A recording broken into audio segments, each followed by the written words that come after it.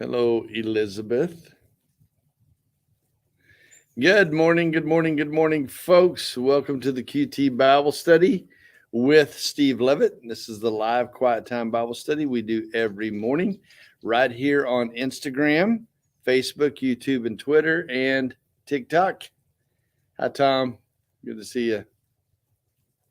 Austin, thanks for joining. Rodrigo. Zeb, you are first one up on YouTube. Good job, Zeb. And Clancy wins the gold medal chicken dinner plate on Facebook this morning. Attaboy, Clancy. Good job. Good morning to somebody. I can't see your name. Kimberly. Good morning. Hi, Kimmy. Another good morning. I can't see your name. Linda and Stephanie. Good morning to you guys. Hi, Steph and Mike. Good to see you guys on Instagram this morning. We are in Exodus chapter 20, in case you were wondering. Exodus chapter 20, looking at the 10 Commandments, God giving the Israelites the 10 Commandments and their response. What's a good response? Whenever we understand, know, and come into the presence of God, what should be our response? Hi, Sammy. Good morning. Jennifer, glad you're here. How do you respond when you come into the presence of God? Whenever you feel like God may be talking to you or directing you in some way, what should be your response? Hello, Bob and Janice Ricks. Glad you're here this morning. All right. Hi, Ashley. Thanks for joining. Exodus chapter 20. We're going to pick up in verse 18. Very important that we understand the context. Be quiet and listen, somebody says. I can't see your name, but I'm assuming you're talking about yourself, that you're trying to be quiet and listen, which is great. Hey, Robert. Good morning, brother. Good to see you this morning. We got Shadow in the back. I don't know what he's looking for, and got the sprinkler going this morning. Hey, Jason. Thanks for joining, brother. Rev Rob, glad to have you.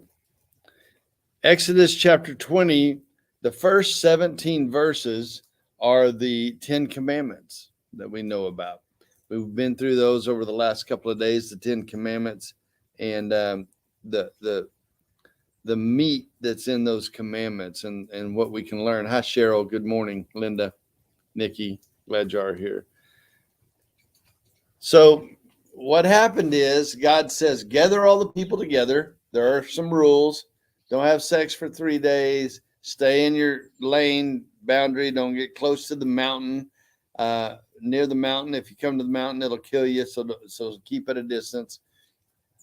Purify yourself and come and hear God speak. And Moses said, hey, Israel, here's God. God, here's Israel. And God speaks to them in the form of lightning and thunder and a dark cloud, and the earth shook, an earthquake, and God spoke to the nation of Israel and gave them the beginning of the commandments, 613 laws in which he wanted them to live by. This is how I want you to live. Hey, Stephen, thanks for joining in.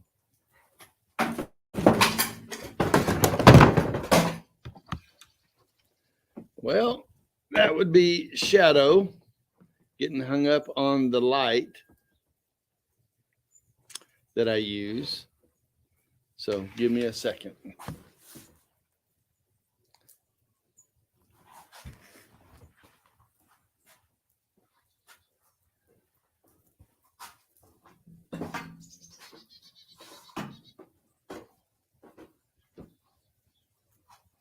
If you can still hear me, I am replugging in my light.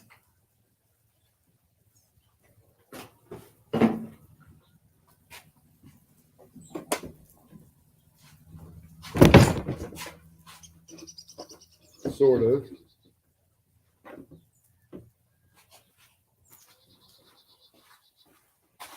All right, take two.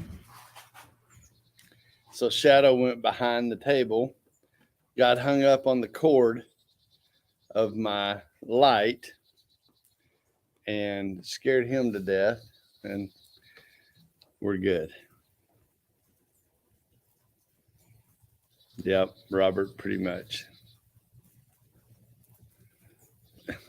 Calm down, TikTok. No, wasn't TikTok. Although TikTok got whomper jawed for a minute. Hi, Jill. Good morning. Are we good now?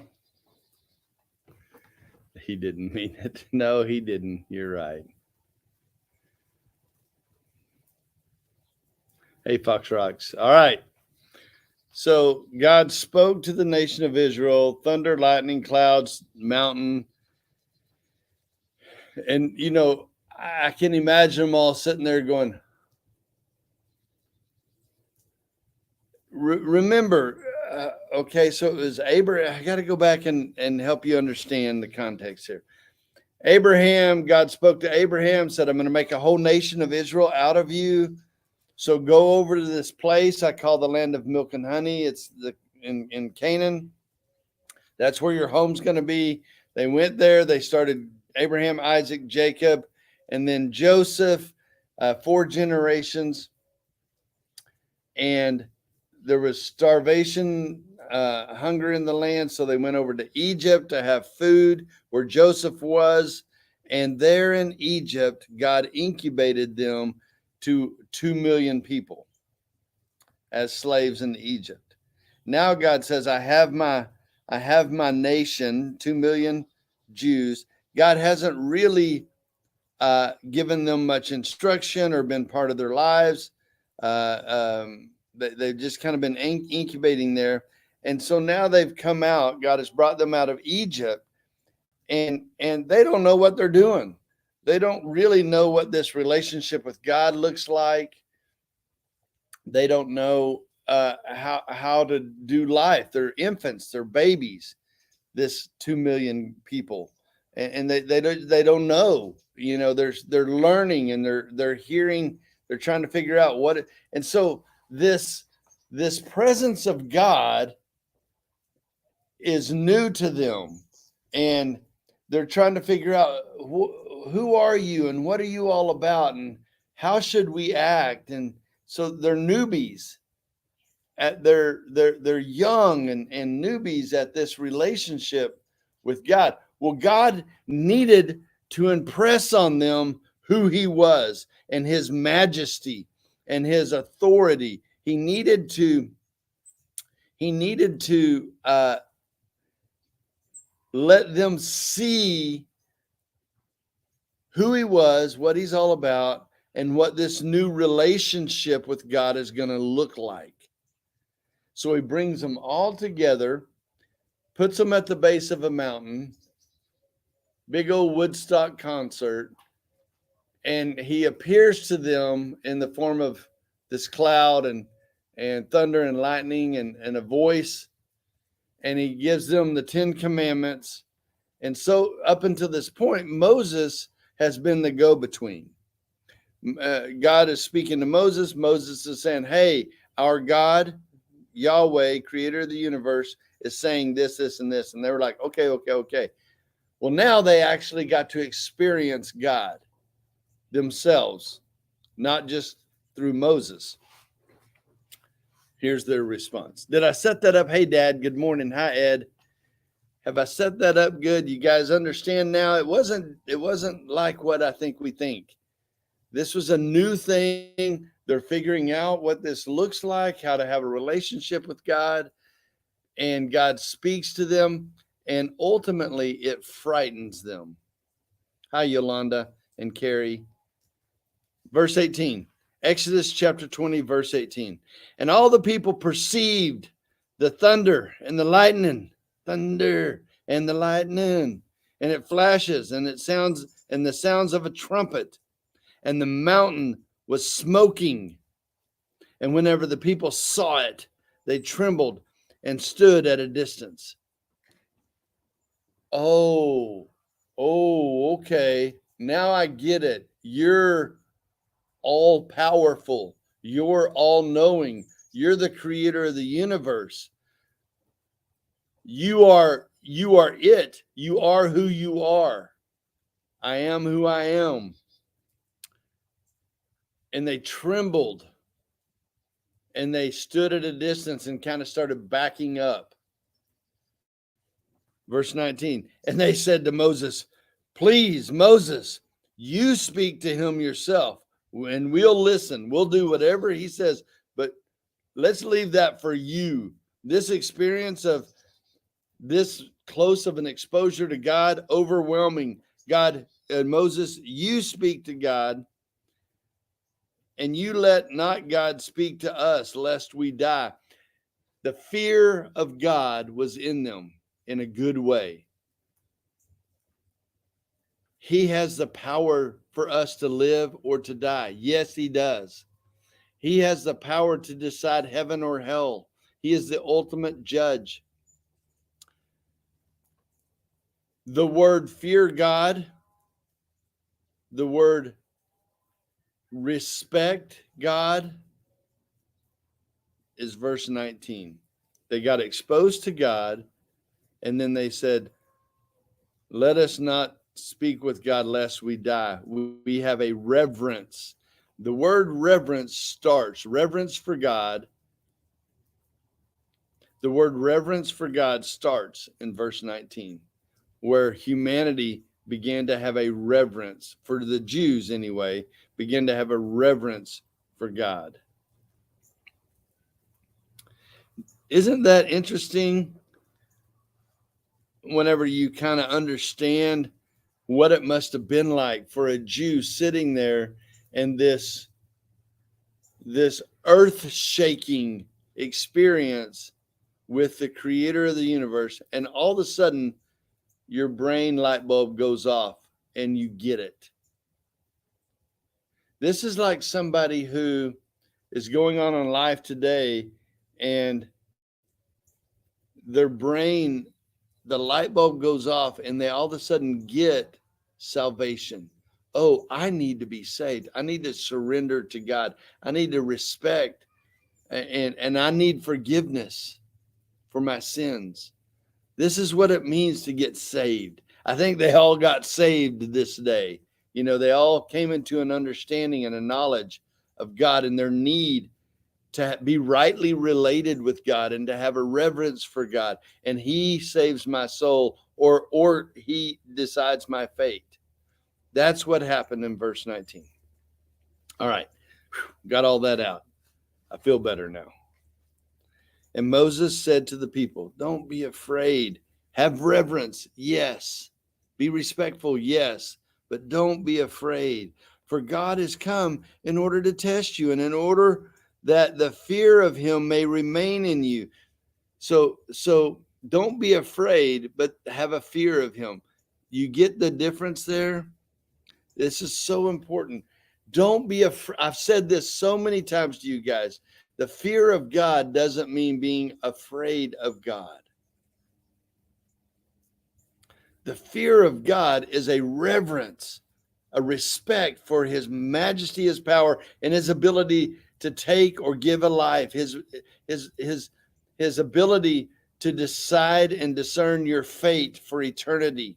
That's the fear of God, not being afraid. And so Moses says, don't be afraid, but have a fear, a reverence for God. There's that verse that we talk about all the time.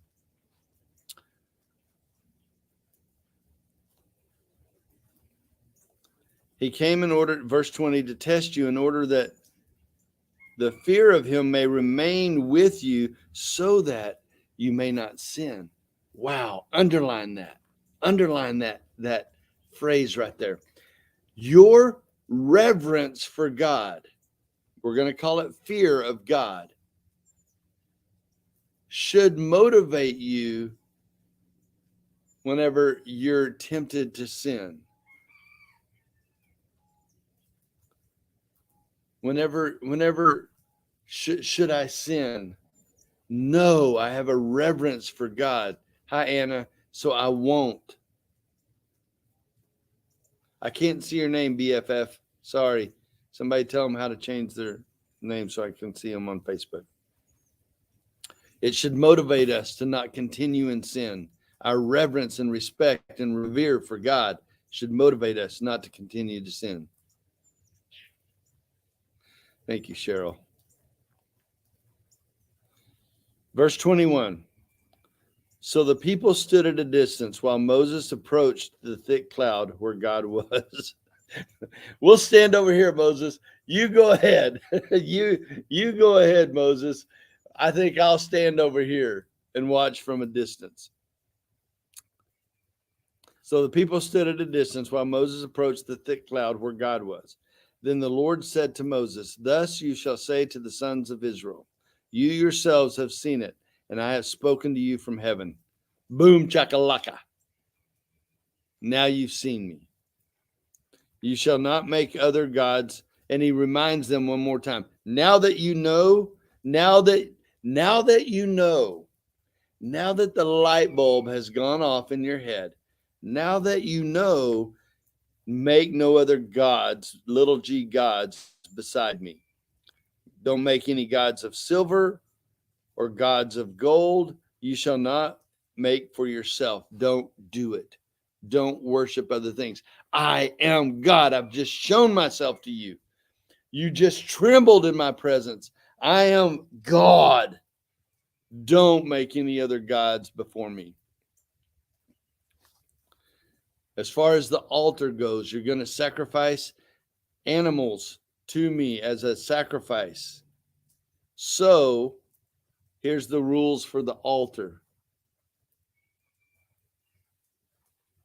You shall make an altar of earth, and you shall sacrifice on it your burnt offerings and your peace offerings, your sheep, your oxen, and your cows, in every place where I cause my name to be remembered, I will come and I'll bless you. And if you make an altar of stone for me, don't put a cut to it. Don't manufacture it. For if you wield your tools on it, you will profane it. In other words, you can stack up some rocks, natural earthen rocks, or make it of earth, dirt, but don't cut it and form it and shape it. Let it just be what I made it to be. Leave it alone the way I made it to be. And you and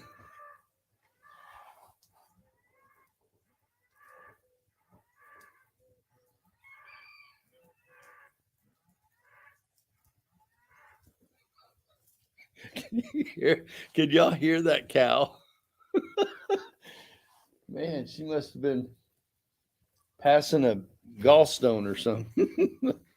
Kidney stone. Good night. Could y'all hear that? Hey, Brad, good morning. No, I can't see your name now. Keep trying.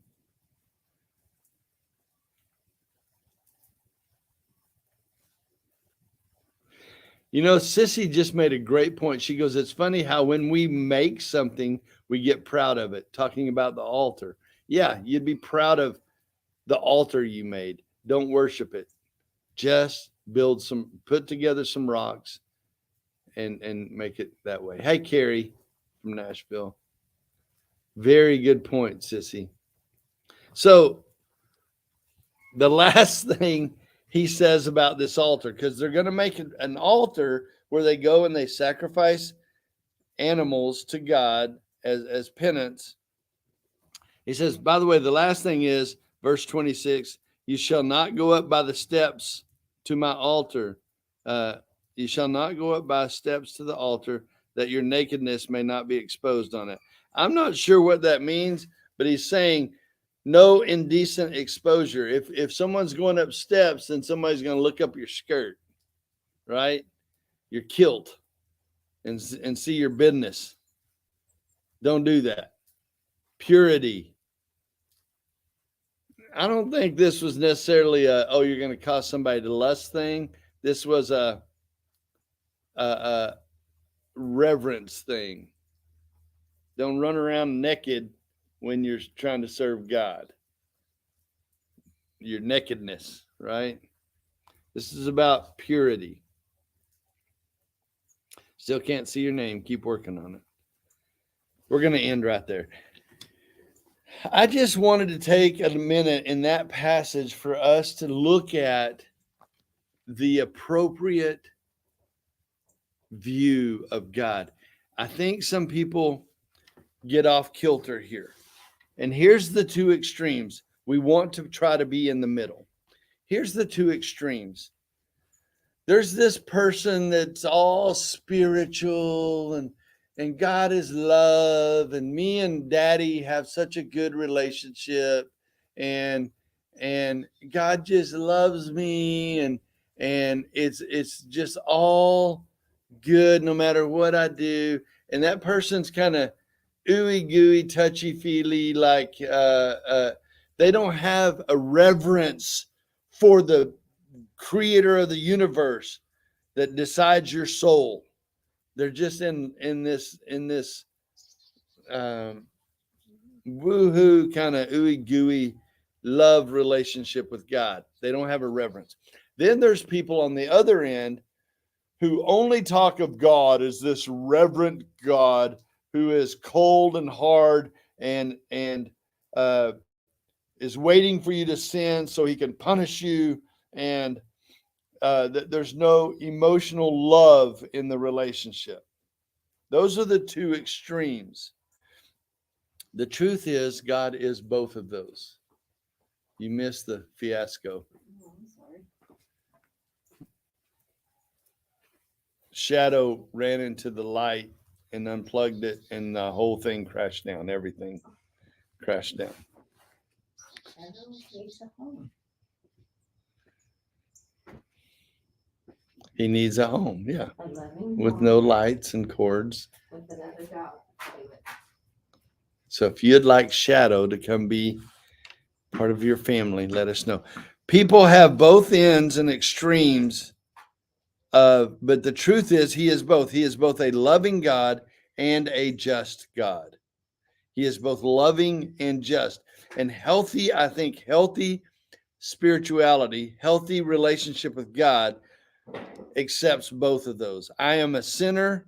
I am depraved. I am nothing as I stand before God, yet I am esteemed and loved and revered, and God accepts me as a child of God, loves me and adores me and pursues me.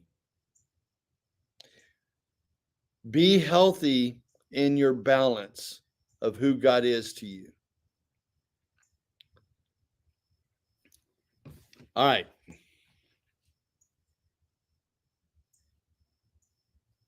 Let me pray right quick, and then I'll answer any questions. Lord, thank you for today and for loving us and for being a mighty and powerful and completely in control God. Lord, thank you also that you love us and you adore us and you pursue us and you want a relationship with us and you draw us to you, that you nurture us like a child, that you receive us in and hold us in your hands in a loving, kind, gentle way. Lord, you are forgiving toward us, and you laugh with us and cry with us. Yet you are the King of Kings and the Lord of Lords, majestic in all your ways. Lord, help us to stay rightly related to you. Thank you for loving us. For it's in Jesus' name we pray. Amen. Can y'all hear all the shotguns going off? That's how close we are to the dividing line of the North Zone and South Zone. North Zone, that's dove hunting. Over on the North Zone, come Thursday, dove season starts in the South Zone. So that's where we're at. So I'll start dove hunting come Thursday. And there is lots of dove around, at least right now, unless they take off. I don't know if nakedness symbolized sin, Janice. That's a good question. Does anybody know that? Did nakedness symbolize sin in the old? I know there was a lot of sin around nakedness, but I'm not for sure. I tried one more time. This is Cindy. Not sure. Working on my end. Somebody help Cindy out. You may have to go completely out of it, come back in before you come into the chat, and try again, Cindy. Keep trying. Well, just be sure and type your name to let me know that it's you making the comment, Cindy. All right. Questions or comments? Oh, I got to talk to her some more about doing Bible study, Pam. Her first reaction, which I knew, was no, but she usually has to think about it for a while, so we'll come around to it. We'll see. Thanks, Rob. Appreciate it, brother. Any other questions or comments?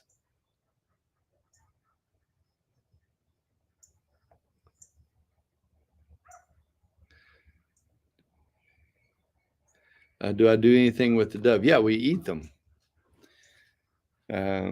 We harvest them and consume them, and they are, make a little dove jalapeno wrap, put a piece of jalapeno in the dove breast, fillet it off the bone, put a little jalapeno or pepper or something in there, wrap it with bacon, and cook it.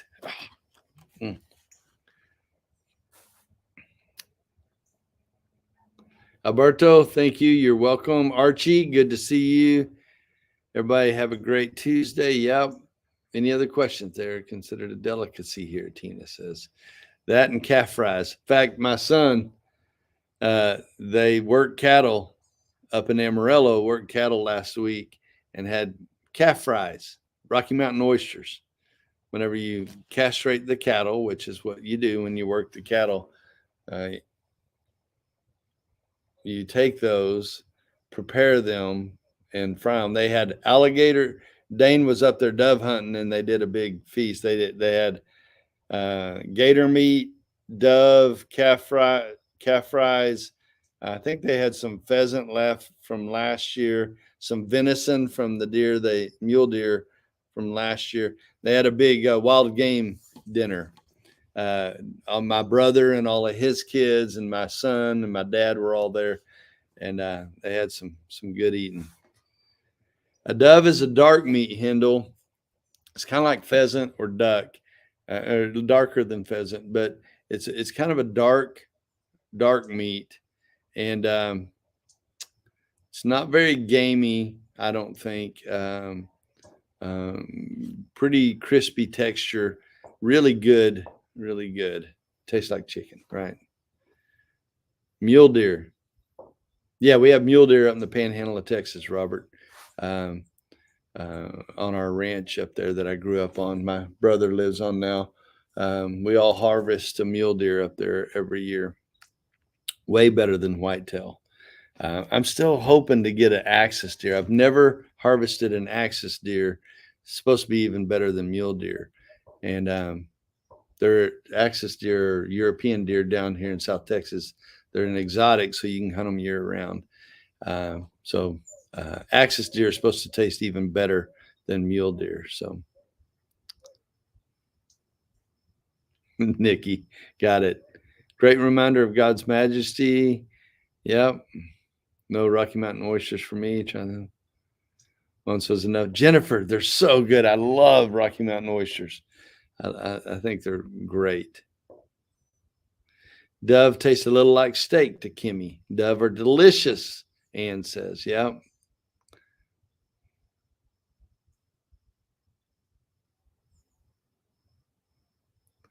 That's right, Mindy. You got it right. Rocky Mountain oysters. Calf fries, we call them. Mindy's a bit of a city folk, but you are correct. That is what they're not cow. Actually, they're not cow testicles. They're bull testicles. Cows are females. We use cow for general cattle. Cattle is the right term for all bovine. Bovine is cattle. Among the cattle world, there is bulls, cows, heifers, bulls, cows, and heifers, and steers. A bull is a bovine with testicles. A cow is a female mother who has had a calf. A heifer is a bovine, female bovine that has not had a calf yet. A steer is a bovine cattle that's a male but has been castrated. There's your cattle lesson for the day. No thanks on the cat fries, Yolanda says. Go get you a PB&J. That's right. Too chewy. Yeah, they are pretty chewy, but you got to fry them up almost crispy. Makes them really good. That's right, Ann. You got it right. Pickled pig's feet. Yeah, my granddad, my daddy's dad, had a butcher shop growing up. That's what they did in Little Vega. He was the butcher of the town. And man, we grew up eating pig's feet, cow's tongue, cow brain. I mean, I had liver and onions all the time.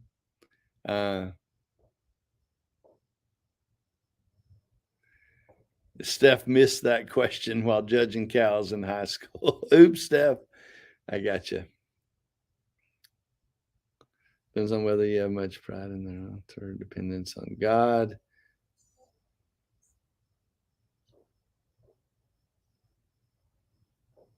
Bobby just says yuck. All right. We're done for the day. Hope you guys have a super terrific, great day. Thanks for having Bible study and ag class with me today. Any other questions? Great lesson on the ranch lesson today. Yeah. Never forget what a cow is. Yeah.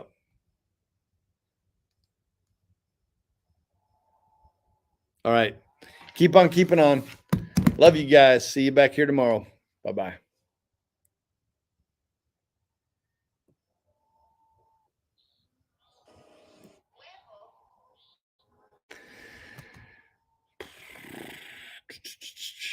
Good fun study today. Good, Tom. Glad.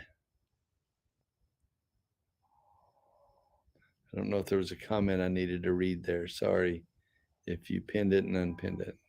I must have missed it. I'll give you just a second in case there is something else I need to answer. Facebook, YouTube, Twitter. Love you guys. Bye.